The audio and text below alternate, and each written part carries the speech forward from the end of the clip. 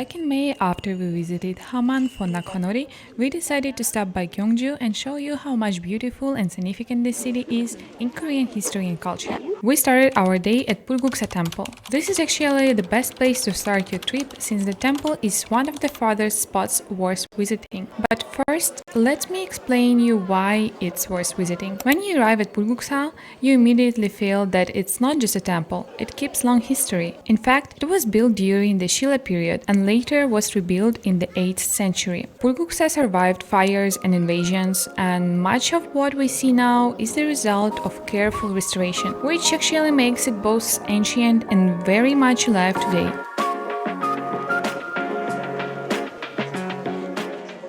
If you're into Korean history, you might have heard that Bulguksa temple is often called the crowning jewel of Silla Buddhist art.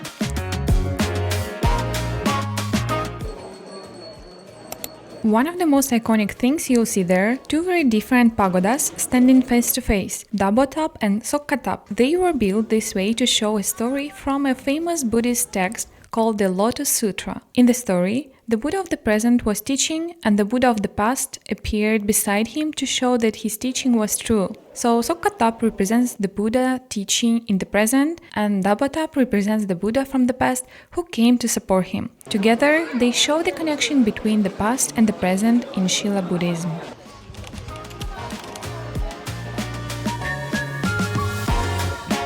Inside the main halls of Bulguksa temple, you can find many national treasures such as gilt bronze Buddhas, carved wooden details, altars, and many more. When visiting Bulguksa, plan on spending about 1-2 hours here.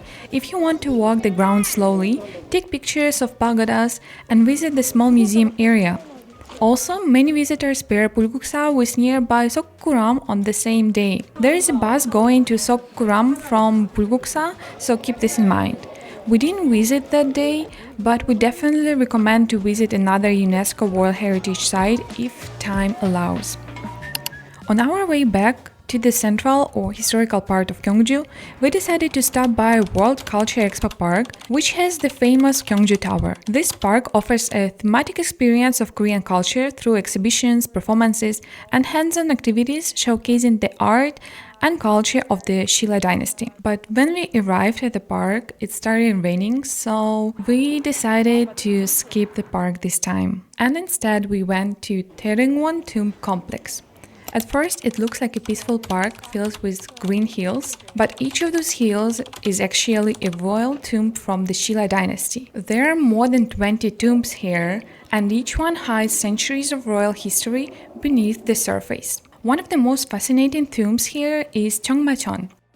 Here's a cool thing about Korean tombs. The word Chong in Cheonmachong actually tells you the occupant is unknown. If a tomb's owner is confirmed, it will be called Nung, like many Joseon kings and queens' tombs. So even though Cheonmachong has all the signs of being a royal tomb, historians aren't sure exactly who was buried here, and that's part of its mystery. Cheonmachong translates literally as Heavenly Horse Tomb, which comes from a Heavenly Horse painting, which was confirmed as the first painting ever found from Silla.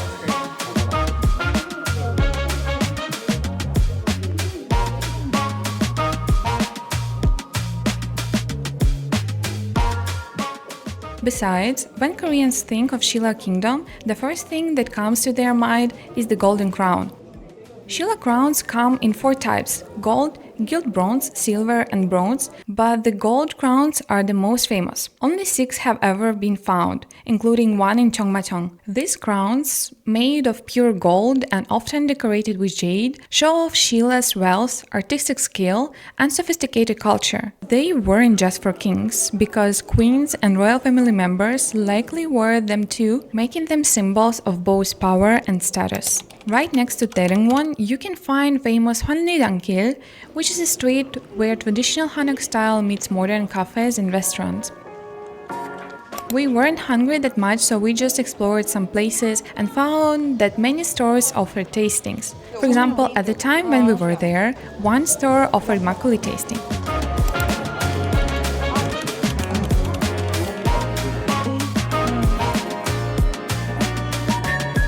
After a quick stop for kimbap, we decided to get local snacks like 시부원빵 and 천대기.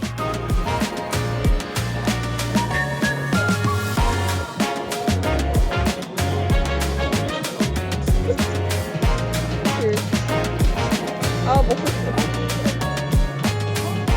I'm trying to eat only the basket. 이렇게. There is one experience that better try in Gyeongju whenever you come here. What is this, Anne? hanbok? How do you know? No, I was genuinely asking, was that what the correct answer for you? Yes. Okay. Yeah. Let's go Hanbok. try hanbok. But not just any hanbok. What hanbok? Silla hanbok. Oh. One of the things that was on our bucket list was Silla hanbok. Since Gyochon Traditional Village was on our list as well, we decided to rent hanboks there and wander around the village. But actually, we ended up spending a lot of time there shooting some content. Let me hide this one behind you.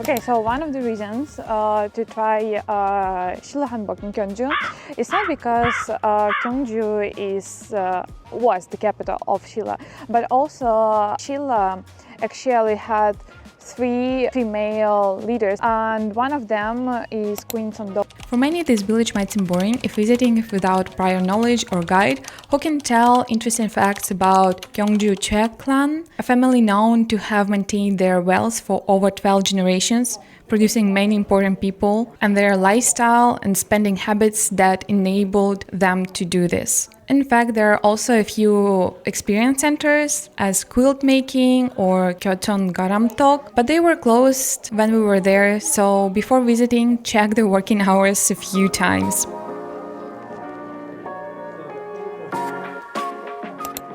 So we walked all the way to Woljeonggyo Bridge, which was originally built in the 8th century during the unified Silla period, connecting the royal palace area with the southern parts of Gyeongju. It served as an important gateway for royal processions and symbolic passage between the palace and the city. The name Woljeong means moonlight purity, reflecting Shilla's appreciation for beauty, elegance, and harmony with nature. The bridge was destroyed during Silla Dynasty, but reconstructed using historical records and excavated remains, and reopened in 2018, making it one of the largest wooden bridges in Korea today.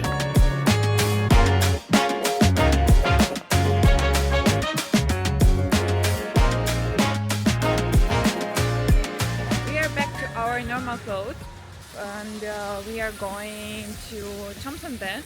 So this is a famous Silla observatory, but now it's raining a lot. After returning our hanboks, we visited the most famous spot of Gyeongju, Cheonmachong.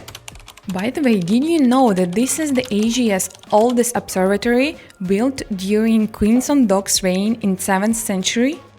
The structure is made of 362 granite stones, symbolizing the days in the lunar year. This number also reflects Shilla's deep understanding of the lunar calendar, which guided everything from agriculture to rituals. The 27 layers of stones represent Queen Sondok, who is the 27th ruler of Silla, which is a clever hidden tribute to her reign. When it became a bit darker, we returned to Woljeonggyo Bridge after having a dinner which we forgot to film. The reason is Woljeonggyo at night. Just look at these lights, and when you see it at nighttime, you actually can see the reflection of it in the water.